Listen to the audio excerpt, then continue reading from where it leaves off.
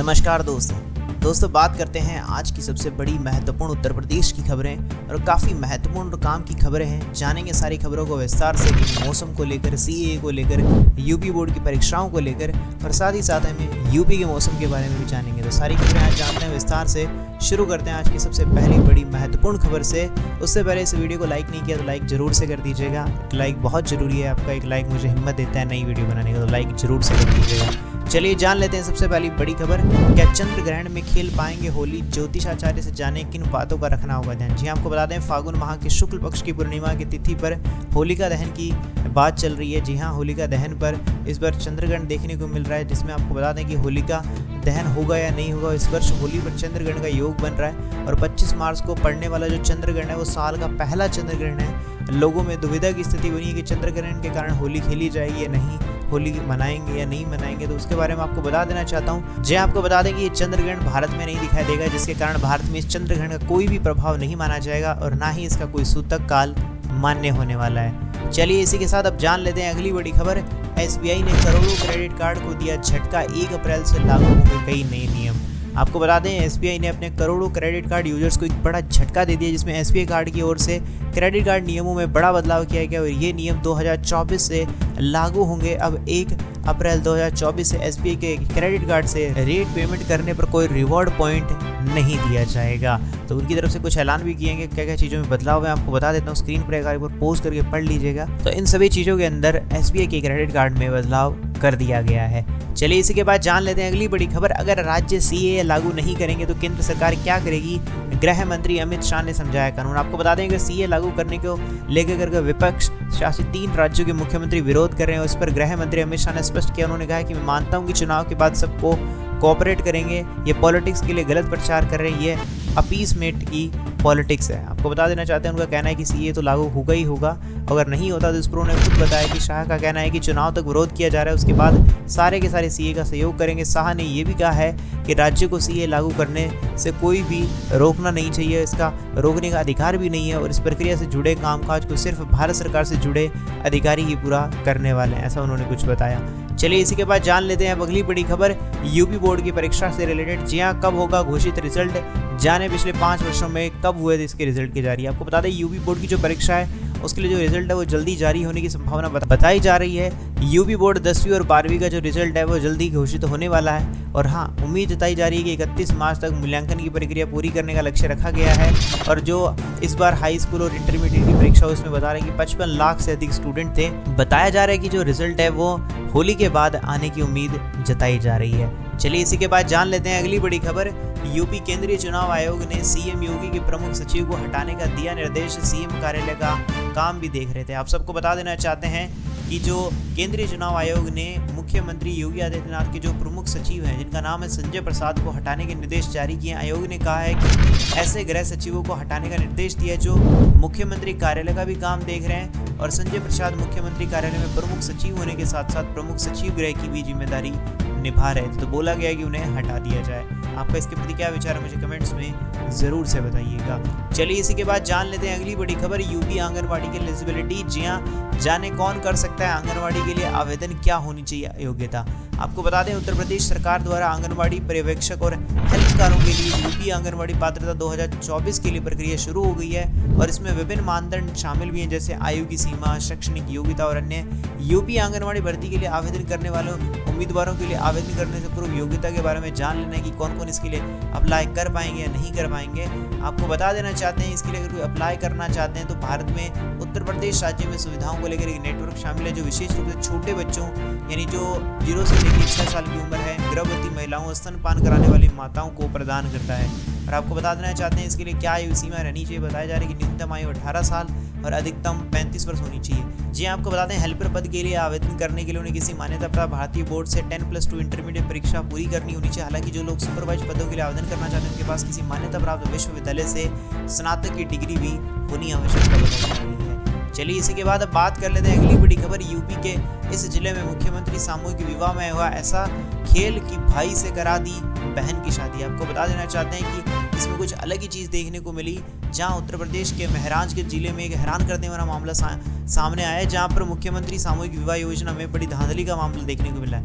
यहाँ सामूहिक विवाह में भाई बहन की शादी करा दी गई और जब इसकी जानकारी अधिकारियों को हुई तो हड़कंप मच गया। अधिकारियों का कहना है कि इसमें जो भी दोषी होगा उसके विरुद्ध कार्रवाई की जाएगी। चलिए इसी के बाद जान लेते हैं अगली बड़ी खबर। अगली खबर निकल कर आ रही है, लोकसभा चुनाव में महिलाओं को टिकट देने के सवाल पर होगी दलों की परख, भाजपा सबसे आगे। जी आपको बता दें, लोकसभा चुनाव में महिलाओं की जो भागीदारी है परखी जानी है। महिलाओं को टिकट देने के सवाल पर दलों की परख भी होने वाली है। महिलाओं को टिकट देने में भाजपा सबसे आगे है। महिला सांसदों का राष्ट्रीय औसत 14.10% है। चलिए इसी के बाद जान लेते हैं अगली बड़ी खबर। पटना लखनऊ के बीच वंदे भारत का इंतजार खत्म, काशी अयोध्या आना जाना हो जाएगा एकदम आसान। आपको बता दें, बिहार यूपी की राजधानियां यानी पटना और लखनऊ के बीच वंदे भारत एक्सप्रेस दौड़ने लगी है और इस ट्रेन से दोनों राजधानियों से काशी और अयोध्या आना जाना भी बहुत आसान हो गया है। पहले दिन सारी की सारी सीटें फुल रही। चलिए इसी के बाद जान लेते हैं अगली बड़ी खबर। यूपी बोर्ड से लेकर जहां 13 जिलों के 34 केंद्रों पर शिक्षकों ने नहीं जांची कॉपियां। आपको बता दें, मुजफ्फरनगर में शिक्षक की हत्या के विरोध में कार्य बहिष्कार के चलते राज्य के 13 जिलों में 34 केंद्रों में यूपी बोर्ड हाई स्कूल और इंटरमीडिएट परीक्षा की जो उत्तर पुस्तिकाएं हैं उनका जो मूल्यांकन करना था वो नहीं हो सका और उनकी जो 34 केंद्रों ने जो शिक्षकों उन्होंने कॉपियां नहीं जांची हैं अभी तक। और आपको बता दें, यूपी बोर्ड की ओर से अभी 75 जिलों में निर्धारित 259 मूल्यांकन केंद्रों में से 225 में सोमवार को कुल लगभग अगर बात की जाए 29,32,990 कॉपियां जांची गई है। चलिए इसी के बाद जान लेते हैं अगली बड़ी खबर। मुरादाबाद का नाम बदलकर होगा माधव नगर, बागेश्वर धाम धीरेन्द्र शास्त्री ने।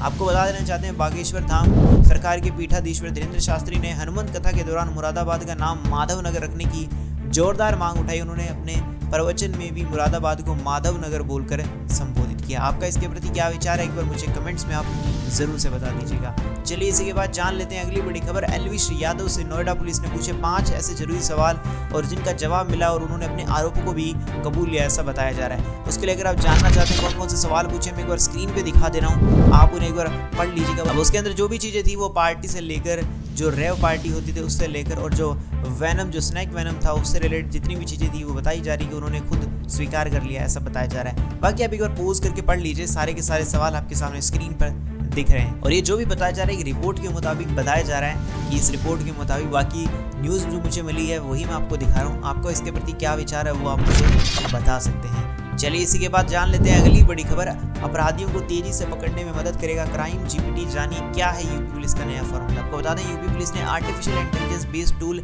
चैट जीपीटी की तर्ज पर क्राइम जीपीटी तैयार किया। इस तकनीक को स्टैक्यू टेक्नोलॉजी बनाया है। इसमें पुलिस अपराधियों के बारे में सटीक जानकारी जुटाने में काफी मदद मिलने वाली है। तो सरकार आपको देखी जाए तो बहुत तेज तरीके से काम कर रही है। जितनी भी टेक्नोलॉजी है उनका बहुत अच्छे से यूज़ किया जा रहा है यूपी पुलिस के द्वारा क्राइम जीपीटी।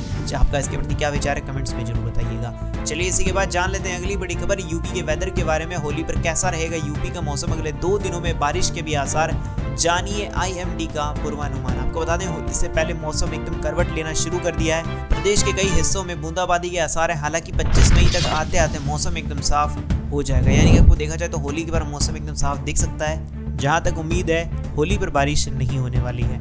चलिए इसी के बाद जान लेते हैं अगली बड़ी खबर। जी हाँ, वेदर के बारे में जान लेते हैं। पटना सहित बिहार के इन जिलों में बदलेगा मौसम, आंधी के साथ बारिश का भी अलर्ट जारी कर दिया है। आपको बता देना चाहते हैं, बिहार में अब जो मौसम उसका मिजाज बदल जाएगा। पटना सहित दक्षिणी बिहार के मौसम, जी हाँ, बिहार में फिर मौसम का मिजाज बदलेगा। पटना सहित दक्षिणी बिहार में मौसम का मिजाज बदलेगा। मंगलवार को आंधी के साथ बारिश का मौसम विभाग ने अलर्ट जारी किया। ज्यादातर जिलों में आंधी बारिश के आसार जताए जा रहे हैं। चलिए इसी के बाद जान लेते हैं अगली बड़ी खबर। नसबंदी के बाद कुत्ते हुए खूंखार, इस शहर में बढ़ गए हैं हमले, लोगों को दौड़ा रहे हैं। आपको बता दें, यूपी के प्रयागराज में जो कुत्तों के हमले हैं वो काफी बढ़े हुए देखने को मिल रहे हैं। नसबंदी के बाद कुत्ते और ज्यादा खूंखार हो गए हैं। लोगों को दौड़ाकर कुत्ते जानलेवा हमला कर रहे हैं। मीरापुर में ही आधा दर्जन लोगों को कुत्ते काट चुके हैं। चलिए इसी के बाद जान लेते हैं अगली बड़ी खबर। 2 भाइयों ने कार को बना दिया हेलीकॉप्टर, दुल्हन के स्वागत प्लान पर पुलिस ने पानी फेरा। आपको बता दें, अम्बेडकर नगर में 2 सगे भाइयों ने कारनामा कर दिखाया। उन्होंने एक कार को हेलीकॉप्टर बना दिया। दोनों भाई इस जुगाड़ को हेलीकॉप्टर दुल्हन लाने का फैसला सजोए हुए थे, लेकिन पुलिस ने पूरा का पूरा इस पर पानी फेर दिया और उन्होंने, आपको बता देना चाहते हैं, इसके लिए मना कर दिया गया है। जी हाँ, शादी की तैयारियां जोरों शोरों से चल रही थी। दोनों भाई अपनी शादी के बाद दुल्हनों को हेलीकॉप्टर नुमा कार में बिठाकर लाना चाहते थे, लेकिन उसके लिए उन्होंने एक पुरानी कार को मॉडिफाई करके हेलीकॉप्टर का रूप दिया। लेकिन आपको बता देना चाहते हैं कि पुलिस ने तत्काल हेलीकॉप्टर वाली कार को रुकवाया और पूछताछ की। यातायात उप निरीक्षक जय बहादुर यादव ने बताया कि किसी भी और से आपको बता दें मॉडिफाई अगर किया जाता है वो गैर कानूनी है, इसके लिए परिवहन विभाग से अनुमति ली जानी चाहिए। इसी वजह से पूरा का पूरा उनका काम खराब हो गया। बाकी ये थी उत्तर प्रदेश यूपी की सबसे बड़ी काम की महत्वपूर्ण खबरें। इसी के बाद जान लेते हैं अभी बिहार की सबसे बड़ी काम की महत्वपूर्ण खबरें, क्या क्या बिहार की महत्वपूर्ण खबरें निकलकर सामने आ रही है। बात करते हैं सबसे पहली बड़ी खबर, एनडीए ने लोकसभा की सीटें बांटी नहीं बदली, जाने किस दल के चुनाव चिन्ह पर कहां उतरेंगे उम्मीदवार। आपको बता दें एनडीए की पार्टी के बीच कुछ लोग जो है लोकसभा सीटों पर अदला बदली हुई है। जैसे शिवहर सीट पिछले चुनाव में भाजपा के पास थी, यह अब तक जदयू के पास चली गई है। गया सीट जदयू के पास थी, अब यह सीट हम के पास आ गई है, ऐसा कुछ बताया जा रहा है। बाकी आपका इसके प्रति क्या विचार है आप मुझे कमेंट्स में बता सकते हैं। वहीं आपको बता देते हैं बिहार बोर्ड के रिजल्ट के बारे में जानकारी आपको दे दें। बताया जा रहा है जो बिहार बोर्ड का रिजल्ट है कक्षा 10वीं और 12वीं का जो रिजल्ट है उसकी उम्मीद बताई जा रही है कि हाँ वो आने वाले समय में कुछ दिनों में देखने को मिल सकता है। लेकिन हाँ पिछले कुछ वर्षों से पैटर्न के अनुसार जो बोर्ड का रिजल्ट है वो 20 मार्च से लेकर 24 मार्च के बीच में नतीजों की घोषणा की जाती है। अब देखना होगा इस बार क्या होता है, क्योंकि इस बार अगर बात की जाए तो इन दिनों के बीच में होली रहने वाली है, तो हो सकता है होली से पहले आपका रिजल्ट आए या होली के बाद में, वो तो समय आने पे पता चलेगा। लेकिन हाँ अब biharboardonline.bihar.gov.in पर इसका रिजल्ट आ जाएगा और आएगा तो मेरे चैनल पे सबसे पहले आपको जानकारी भी मिल जाएगी। चलिए इसी के बाद जान लेते हैं अगली बड़ी खबर, बिहार ले जा रहे 17 लाख की शराब के साथ 2 तस्कर गिरफ्तार, 3 गुना दामों पर बेचकर कमाते थे मोटा मुनाफा। आपको बता दें सूचना पर पुलिस ने कैटर की तलाश की और सामान के बीच में रखी हुई हरियाणा मार्का की अंग्रेजी शराब की 331 पेटी बरामद हुई है।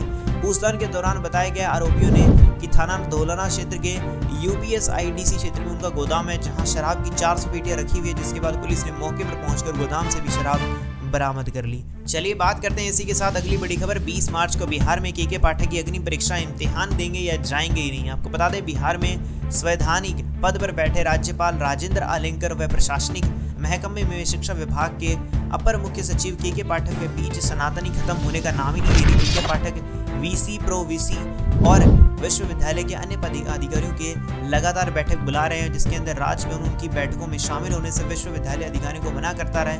और इसमें आपको बताऊं ये 3 दिन की जो बैठकों में नहीं पहुंचे फिर भी के पाठक ने हार नहीं मानी है, उन्होंने चौथी बार बैठक बुलाई और इस बैठक में भी शायद ही कोई शामिल होगा। बाकी क्या होगा वो तो आने वाले समय में पता चलेगा। चलिए इसी के बाद जान लेते हैं अगली बड़ी खबर, खुलासा हुआ है बिहार का यह शहर इंटरनेशनल सोना तस्करों का शेल्टर म्यांमार की सिम से चलाते हैं मोबाइल। आपको बता दें म्यांमार की सिम से मोबाइल चलाते हैं और डोंगल से वाईफाई मिलता है। मोबाइल में सिर्फ म्यांमार का एक ही नंबर पर व्हाट्सएप कॉल होता है। म्यांमार में बैठकर गिरोह का किंग पिन ही पूरी तस्करी का संचालन करता है। तो ये थी बिहार की कुछ बड़ी और काम की खबरें। तो अभी के लिए आज की सारी वीडियो में इतना ही। जी हाँ आपको कैसी लगी सारी की सारी खबरें आज की, यूपी बिहार उत्तर प्रदेश जो भी राज्य की हर खबरें मैं लेकर आया हूँ, आप मुझे कमेंट्स में जरूर से बताइएगा। और हाँ वीडियो को अच्छी लगती है तो वीडियो को लाइक जरूर से कर दीजिएगा। चैनल सब्सक्राइब नहीं करेगा तो सब्सक्राइब करके घंटी के निशान को दबाना मत भूलिएगा। मिलूंगा ऐसी अच्छी और वीडियो के साथ, तब तक के लिए जय श्री राम, जय हिंद, वंदे मातरम।